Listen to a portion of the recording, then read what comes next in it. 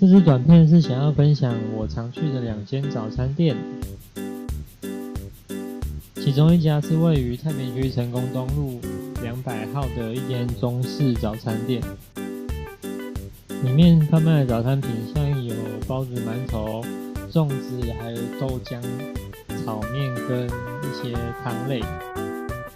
而我最常点的就是他们的炒面与综合汤。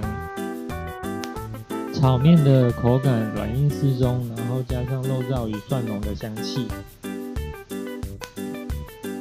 喜欢在早餐吃炒面的人可以试试看这家的炒面。然后综合汤里面的汤料包含了猪血、笋子、大肠、粉肠，还有隔间肉。我本人是比较常点这2道料理，其他的品项大家有机会可以去尝试看看。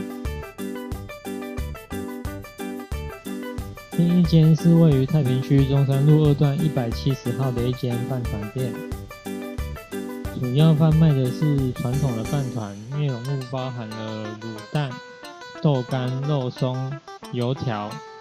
如果喜欢吃辣的人，还可以要求老板娘加一点点辣椒进去，这样会更提升它的风味。